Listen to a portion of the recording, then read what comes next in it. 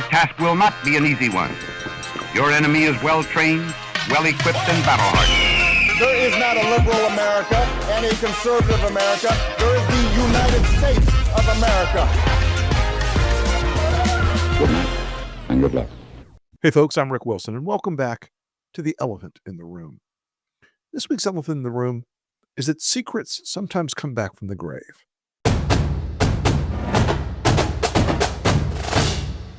You obviously know what those secrets are this week.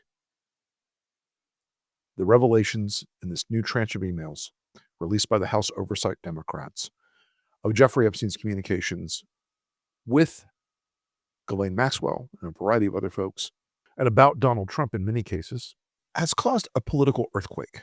In newly released emails, sex offender Jeffrey Epstein repeatedly discussing Donald Trump, shedding new light on their long friendship, and seeming to suggest Trump had information he never shared. In a 2011 exchange with his co-conspirator Ghislaine Maxwell, Epstein writing the, quote, dog that hasn't barked is Trump, adding one of his victims spent hours with Trump at Epstein's home, but that Trump has never once been mentioned. Maxwell replying, I have been thinking about that. The emails obtained from the Epstein estate were released by Democrats on the House Oversight Committee. Tonight, House Republicans and the White House say the victim mentioned was Virginia Giuffre. Trump and Epstein were friends for more than a decade. Have you socialized with him? Yes, sir. Yes? Yes, sir. Have you ever socialized with Donald Trump in the presence of females under the age of 18? Though I'd like to answer that question, at least today, I'm going to have to assert my 5th, 6th, and 14th Amendment right, sir. Now, it's not an earthquake you've seen all the impact of yet, but there is something going on right now inside the Republican Party. And since the release of the new emails, the rumor drums inside the GOP have gone nonstop. It has been very difficult for Mike Johnson to keep his caucus from declaring a full-out rebellion on this matter. I am told by a chief of staff to a seated Republican member of the House, they expect 50 to 70 defections on the day of the actual vote. 50 to 70 defections. Guys, that's a quarter or more of the caucus. Donald Trump has held Republicans with a glue, with an epoxy, with an adhesive that has never failed him in the House. Peel off one or two people, and people think it's a freaking miracle. People, you get one guy to say something vaguely critical, like a Thomas Massey, and the world looks at it and says, "My God, the tectonic plates have shifted." But the reason these things from Epstein came back to break the caucus is because they tell you about Donald Trump's character. And I want to be very clear about something. Trump always believed there were three things about the Epstein files. The first, for a long time, he believed that the MAGA media ecosystem had fully convinced his people, his base, his voters, that the Epstein files were about Bill and Hillary Clinton, about George Soros, about Bill Gates, about name your Democratic elected official. And that's because when the Pizzagate story was invented by people like Jack Posobiec and Mike Cernovich, that story spread like wildfire inside the right-wing conspiracy culture. It spread like nothing I had ever seen in my lifetime, and became an article of faith among the base. And Trump knew that. He knew it. The whole saving the children thing was always a lie. In Trump's case, it would have been save them for me, given his creepiness at the teen beauty pageants and his creepiness about his own daughter, all this stuff, right? But he always believed that that myth was what the base would respond to in the end. And I think part of it is that Trump, look, a lot of stuff happened 20, 30 years ago. I don't think his memory is what it once was. I don't think he remembers all the things he and Epstein did together. And there may be that element where when you do something horrible over and over again and you're a sociopath, you just forget about it. You don't have to process the guilt if you don't ever remember it or think about it. But he really believed that. The second thing he believed was that if he was back in power, he could use the Department of Justice. And remember the Tom Nichols theory that Trump ran again to stay out of prison and get rich? 100% provable, scientifically locked down. But as we saw him running, you knew what part of this was. He was being prosecuted for crimes he committed, and this particular issue was still out there. Now, Epstein may have been dead, but the New York grand jury and the Southern District of New York were still investigating some of the victims and some of the offenders. They still had a major profile case of high profile, high power, wealthy individuals that they were looking into. Trump knew this. You know, we're at that time of year that's my absolute favorite. Cold mornings, the holiday plans are starting to come together for friends and family. This is a really great time of year for feeling reconnected with folks that you love.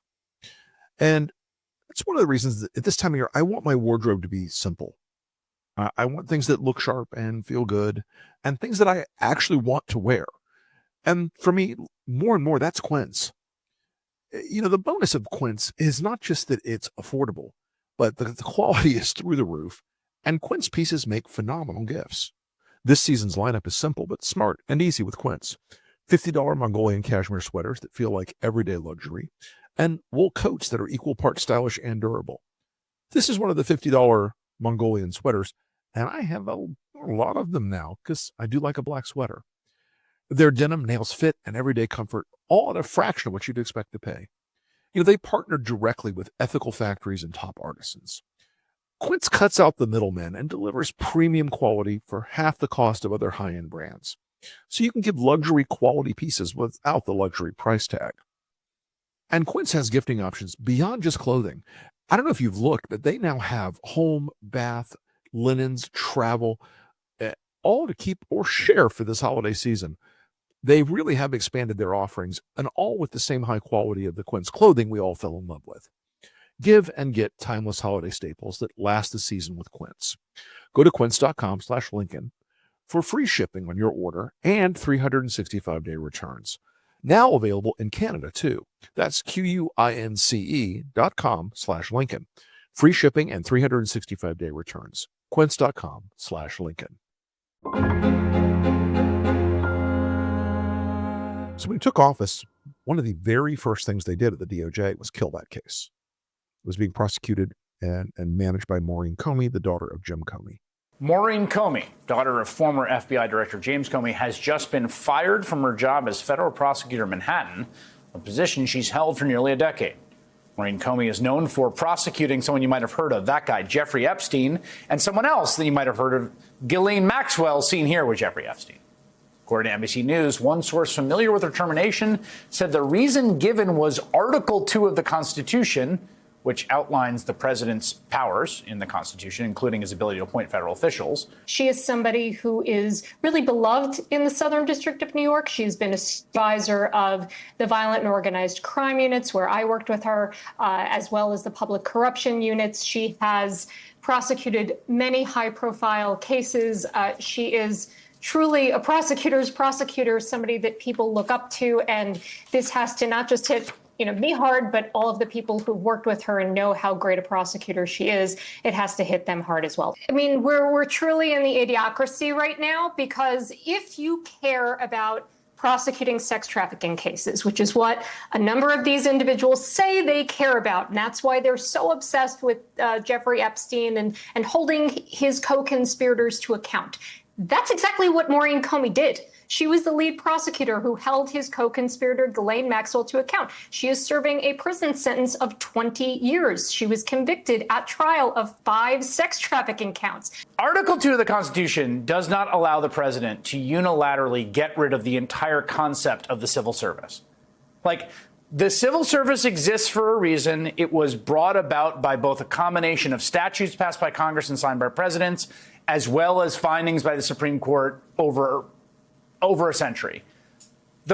What he is asserting here is the president can fire anyone for any reason, anywhere in the government, at any time because of Article 2. One of the first things they did was kill that case because they had to. You can't have evidence being accumulated that will continue to tie Donald Trump to the Epstein files. Now, the shocking thing was that I think even after they took office, Trump still thought he could weaponize these files against his enemies. That is why Pam Bondi was directed. And Pam Bondi, by the way, doesn't take a dump without permission from Donald Trump. She is an automaton. She does not wake up in the morning and say, "What should I wear?" without checking in with somebody at the White House. This is not an independent actor. She is a fully vested employee of Trump Co. But when she was directed to give those binders out to all these window-licking MAGA dipshit influencers, Kyra Raychick, whatever her name is, Libs of TikTok, Jack Posobiec, who turns up like a bad penny over and over again in anything scandalous around the Trump universe these days. Rogan Ohanjob, the DC attorney who thinks he is some sort of like bearded urban warrior. Please. All these people got these notebooks. Remember the Epstein notebooks? Oh, these are the top secret, super secret, influencer only Epstein report. Somebody, I believe it to have been Todd Blanche. I don't know, but I believe it to be because he's smarter than a bowl of pudding, which Pam is not. Remember, she's trainable and obedient, like a dog. She's not a brilliant attorney. Blanche is a little smarter than her. So I think at some point Blanche said, I wonder if we have any exposure. What's in these files? What have we gotten from the Southern District? What's going on?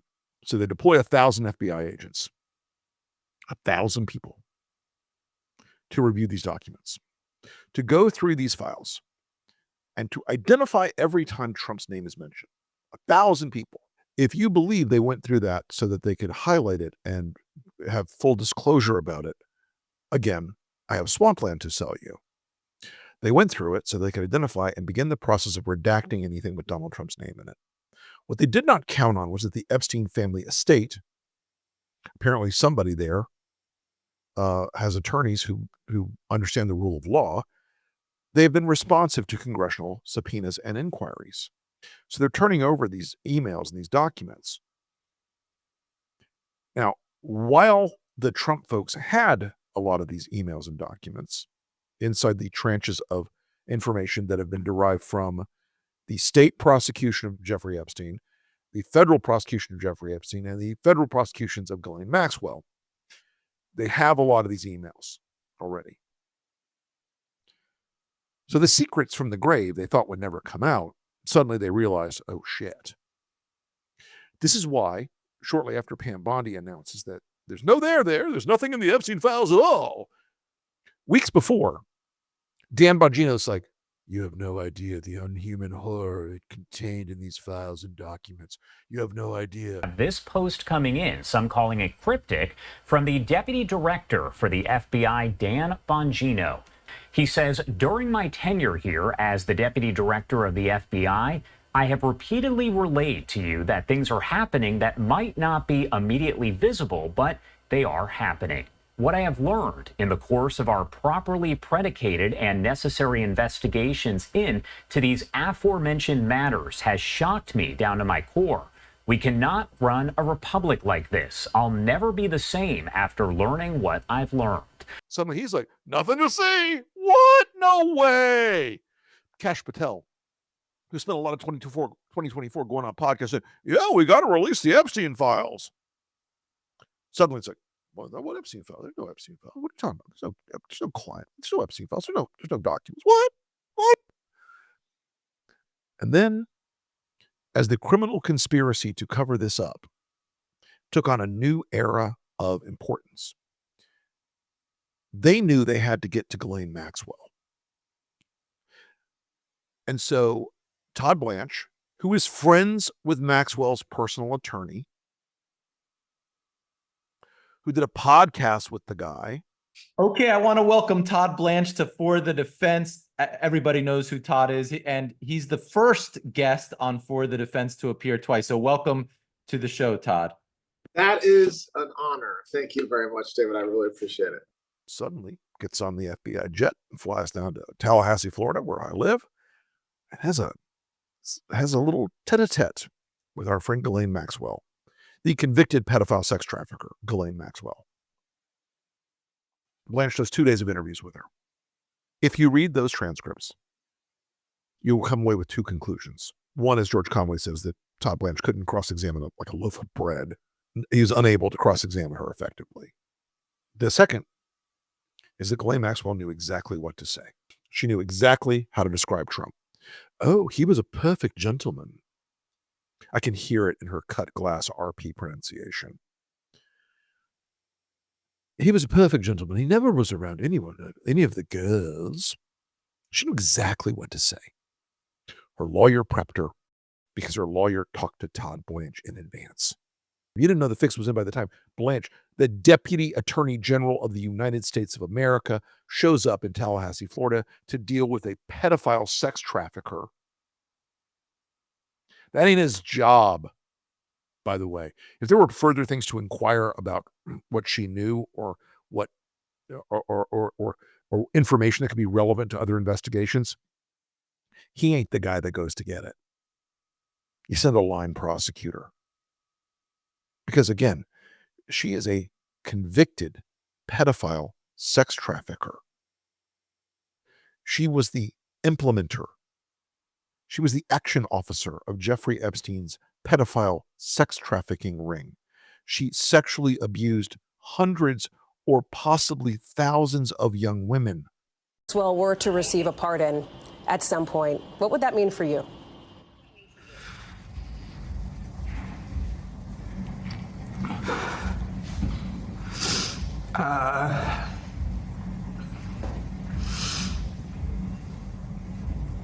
It would unwind everything that my sister and all the survivors fought for. It would be a disgrace of justice. It would be picking abusers over survivors again.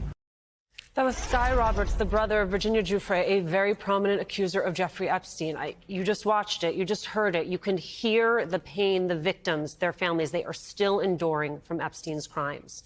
Just moments ago, we got this statement from an attorney for numerous victims and survivors on the release today of the transcripts of Ghislaine Maxwell's interview with Deputy AG Todd Blanche. Quote, Ghislaine Maxwell was federally indicted on 2 perjury counts as a result of her testimony during her civil deposition. Having been convicted of sex trafficking, she is now in jail, presumably hoping that she will receive a pardon from President Trump. I can't imagine that her testimony will be given much weight by anyone with any knowledge whatsoever of her involvement with Jeffrey Epstein. But they had this little interview, and a few days later, before the secrets from the grave of Jeffrey Epstein came popping out to stab Trump, she is shipped off to a federal penitentiary in Bryan, Texas. It's not really a federal penitentiary as you and I might think of one. It is the lowest possible penitentiary. Inmates are allowed to leave during the day. They have yoga classes and tennis courts. Ghislaine Maxwell has unlimited toilet paper, which in prison is a thing, apparently. She's even been given a puppy. A puppy. Democrats on the House Judiciary Committee have just revealed new information from a whistleblower who alleges Maxwell is receiving special favors at this prison camp, including customized meals personally delivered to her cell, after-hours time in a private exercise area, and access to a service puppy. I don't know if that sounds like federal prison to you, but it doesn't sound like federal prison to me. 3 hots in a cot, yoga classes, a dog. Shit, I know a lot of Americans will sign up for that right now. But she's still serving a 20-year stretch for being a pedophile sex trafficker. It was illegal to move her to that prison, by the way. The federal prison guidelines forbid that kind of transfer into a low security prison for that kind of inmate. But it happened. And no one from the federal government seems to know how it happened. It's a miracle. magically happen. It's important to keep in mind that Ghislaine Maxwell already was getting special treatment because she was not eligible to be transferred to this minimum security prison camp in Texas from her low security facility in Florida because she's a sex offender. And when we talked to prison experts about that, they couldn't think of any other time that had ever happened in modern history. And when she got there, she started treated like the queen of the prison. According to whistleblower information that reached House Democrats, she's being waited on hand and foot, as they put it, by staff members of the prison on the orders of the warden. And any staff member or inmate who objects to that, and apparently some have, are being retaliated against. Again, this is according to Jamie Raskin, the ranking Democrat on the House Judiciary Committee. As you said, she's getting that special treatment about meals delivered to her cell and access to this service puppy, but also her visitors, relatives and friends who come visit her, are getting special treatment. They're being whisked into the facility, according to this letter, around the normal procedures, and they're even being, in some cases, being allowed to bring in computers, which Raskin said raised the possibility that Maxwell was given sort of unfettered, unmonitored access to the outside world, which is not supposed to happen with federal inmates. And this letter says that the warden herself is helping Maxwell prepare an application, a request that Donald Trump commute her 20-year sentence. And Raskin, of course, is saying that should not happen. And he's asking the Justice Department to provide more information about this. I have asked the Justice Department for comment. They oversee the Bureau of Prisons. I've also asked the White House for comment. We have not heard back from either entity. The warden's helping her fill out her commutation paperwork. They're talking about what a model citizen she is. They're prepping the deck. They're readying for the story that we all know is coming. She's going to get her sentence commuted or pardoned. And they'll do it at the same time as Diddy, so they cause a double cultural clash. But then these emails pop out. And graves keep many secrets, but not all. And this first tranche, and by the way, this is just the first tranche of emails, repeatedly has Trump discussed by Epstein and Maxwell. What do we learn? That he spent time alone with the victims in Epstein's home. What do we learn? He didn't want Maxwell poaching on his private preserve of Mar-a-Lago. What did we learn? That he was still friends with Trump up to 2017, almost a decade after Trump claims that he cut him off. They're still have a relationship. Maxwell and Epstein continue to communicate about Trump in a lot of these different emails. He also talks to Michael Wolff about how to manipulate Trump. He also talks to Michael Wolff about how to make Trump owe him. Now, Wolff is advising him on some of this stuff. That's a separate story. We're going to talk about that another time. He's talking with Steve Bannon. While Steve Bannon is working in the White House and Trump is president, Epstein is advising the Russians on how to push Trump's buttons, how to manipulate Trump. At that point, Jeffrey Epstein is now facing federal charges. And if you think that Jeffrey Epstein was playing this game with small ball, I have another piece of news for you. He was advising Lavrov, the Russian foreign minister, Vladimir Putin's wingman, his number one guy, how to mess with Trump, how to compromise Trump, how to manipulate Trump. So if you think he's advising them for the good of the country, again, I have swampland to sell you. Jeffrey Epstein refers to him in these documents as Dirty Donald. People would be surprised if they knew how dirty he was. He talks about what Cohen knows. He talks about Donald Trump understanding who the girls were. He knew what the girls were. Epstein calls him the dog that didn't bark. Donald Trump knew what Jeffrey Epstein was doing. And is that as bad as Jeffrey Epstein having sex with underage girls and sex trafficking young girls? No. No, it's not. But let me tell you something. Knowing about it, associating with that person after you know about it for years, decades even, and I don't think there was ever a time Donald Trump didn't know about it, okay? I don't think there was ever a moment Donald Trump wasn't aware who Jeffrey Epstein was and what Jeffrey Epstein was doing. And you know what, folks? Increasing numbers of MAGA voters don't believe that either. They don't believe he's innocent. They don't believe the story, even the story they tell you online and in social media. Oh, no, he hated Jeffrey Epstein. They were bitter enemies. I can tell you this, folks, from personal knowledge. The thing that broke them up, because I used to do a lot of business in Palm Beach, Florida, with a lot of these wealthy-ass developers and real estate guys. The story I heard way before I even knew shit about Jeffrey Epstein was that Trump and Epstein, the only dispute they ever had was that Trump snaked a property out from under Epstein. Other than that, they were the best of friends. We see him emailing with Steve Bannon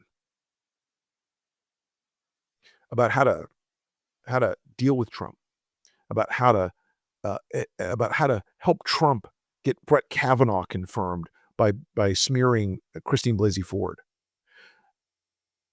And again, folks, what's come up from the gravestone here isn't everything. This is the tiniest tip of the iceberg. This is a little tiny sliver. This is the part of the iceberg you see in the dark of night 50 miles away as it just comes up over the horizon. There's more to be seen as we get closer. There's more to be seen under the water than we can even imagine right now. In a few days, on Tuesday, there will be a vote on the discharge petition.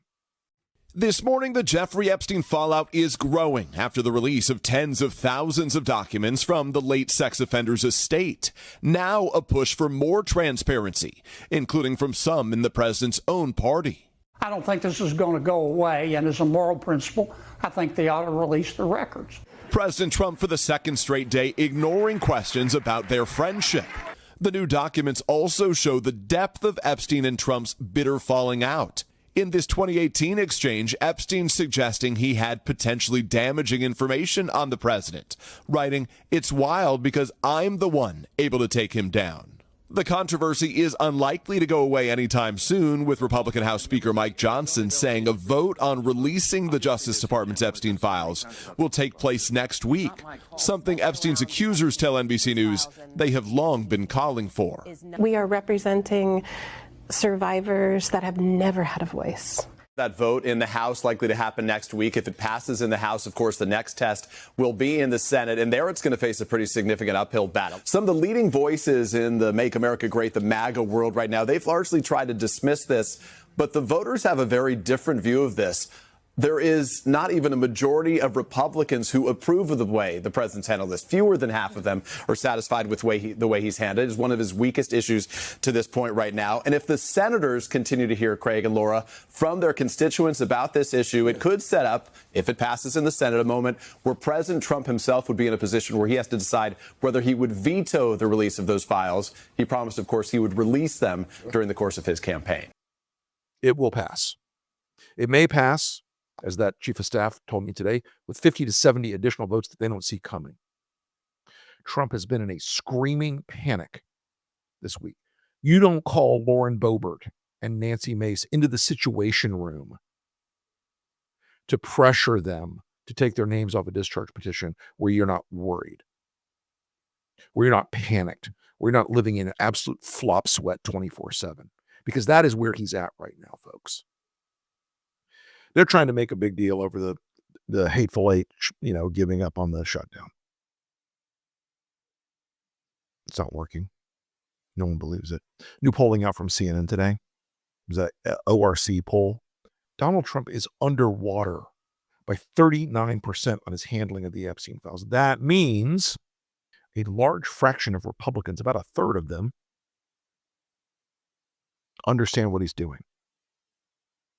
They understand what he's covering up. And again, what did you see in this mosaic? Because years ago, somebody explained the intelligence process to me. It was a really, really interesting discussion because he's an older guy. He'd been involved in intelligence back in the 60s and 70s. And he said, it is never, or almost never, the movie thing where you get one file and it explains everything. And when you turn one guy and he knows all the stuff, it's almost never that. It's a mosaic. You put one tile up on the wall and another and another and another and another and another. And slowly a picture emerges. The picture that's been painted by just this one release of emails, the picture that's been painted by just this one tranche of emails, tells a horrible story about money, power, and the sexual abuse of young girls. And they are girls. They are children in many cases. We know that Jeffrey Epstein and we know that Ghislaine Maxwell were pedophiles. They sexually abused children. They sexually abused young women. They sexually abused grown women. It was a long-running pattern. There were many people in their social circle who joined them in that abuse. Many of them are powerful people in Wall Street, in politics, in the money world, in business. And while these happened 20 plus years ago now, many of these people are still alive and still powerful. They need to be held to account. The Epstein files aren't just Donald Trump. There's so much material collected in this horrible investigation. There's been so much material. There are terabytes of video and photographs and evidence and documents. And it is horrible. Believe me, folks, I have interviewed the author of the new book about Virginia Giuffre, Amy Wallace. I've interviewed the family of Virginia Giuffre. I've interviewed several other victims. I've interviewed Julie Brown. I've interviewed Tara Palmieri. All these folks who understand this. I don't know how they ride with this in their souls and their heads every day. Because even the stuff I've done in digging into this, and I am, folks, I am not a delicate flower. Seen and done things that are tough enough to make a lot of people go, huh. But the things I'm hearing and reading and learning as I get into this story,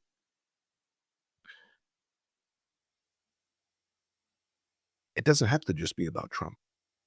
If we don't do something about this, if we don't use this as a Rosetta Stone to a deeply corrupt political and moneyed and business class of people in this country,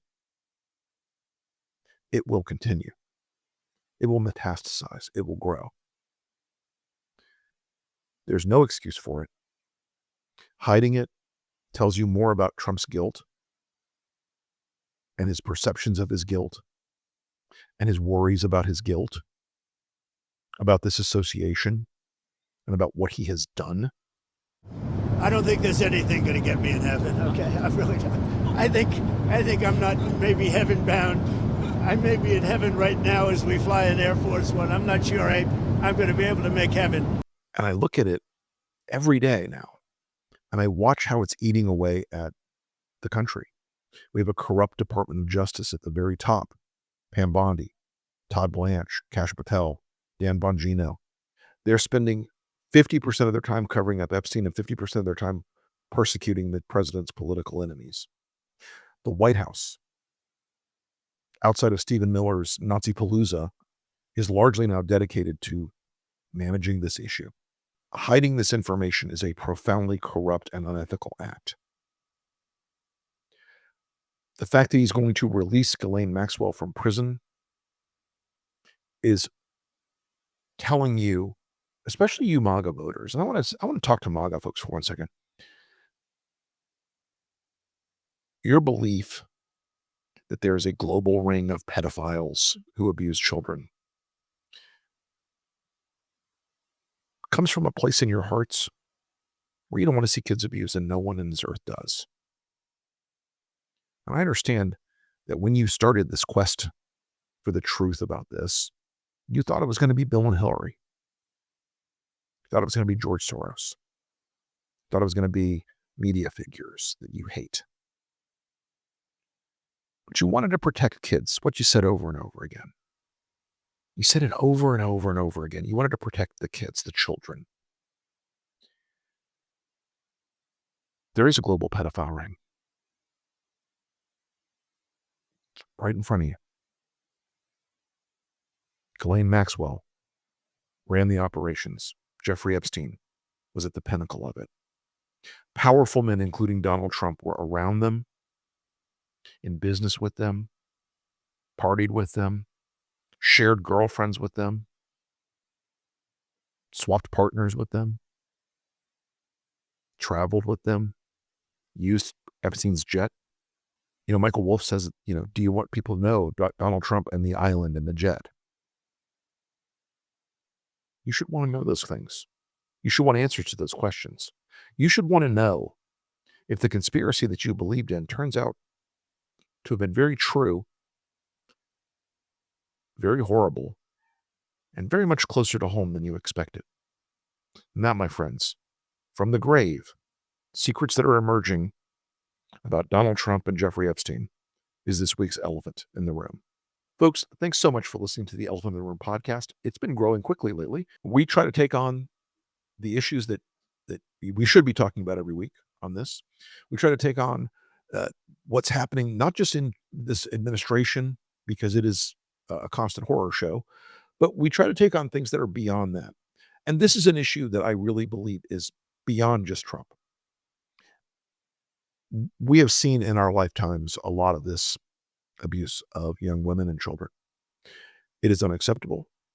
There's no excuse for it. There's no explanation for it. There's no rational cause for it.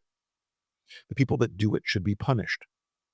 Ghislaine Maxwell should never, for the rest of her life, see a moment of daylight. Jeffrey Epstein, when he was prosecuted the first time at the state level by Alice Acosta, got not even a slap on the wrist. He got a home confinement sentence that meant nothing. Didn't change his life at all. Did not even skip a beat. But this is a bigger issue than politics.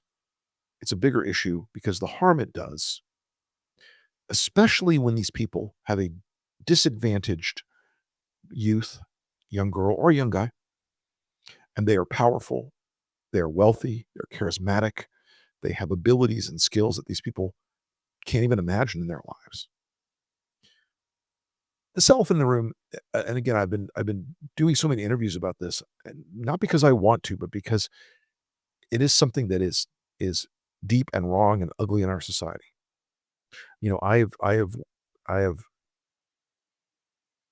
no claim to understanding all of the things that Trump did. No one does. But Jeffrey Epstein did. It's in those files. Folks, thanks again for listening to the Elephant in the Room podcast. You can catch me on the Lincoln Project podcast every week. We're going back to 2 weeks on the Lincoln Project podcast, folks. So we know that's been people have been asking for that. So we're coming back at 2 a week. I've had to finish that book. So we're trying to get the cadence up again. This podcast will continue to be 1 a week, as will the Enemies List podcast. That's a shorty. That's a quick one. You can catch me on streaming Tuesday nights on the strategy session on Lincoln Square, Thursday nights on the breakdown, Fridays with Andrew Wilson on Behind the Numbers. And you can also read my Substack at Against All Enemies. It has been growing fast as well. I'm honored and delighted that you guys have shown me your support in that regard. You know, folks, we have got a big holiday coming up, and it's a tight year for a lot of people. But a subscription to Lincoln Square is a gift that is inexpensive and provides people in your life with news and information they may not get elsewhere. The mainstream media has been compromised, corrupted, and purchased by the MAGA world. In most cases now, you're seeing very few independent voices now that are willing to take on Trump, take on this authoritarian movement, and take on the people that would really like to see a country where there is no freedom of speech. We're going to fight for that till the last dog dies, as we say here down south. So a subscription to Lincoln Square, we'll put a link up on the screen for you, is a great holiday gift. And they're going to offer some discounts here. So check it out and take advantage of it for you or your family members. Thanks, everybody. Appreciate your time. Talk to you soon.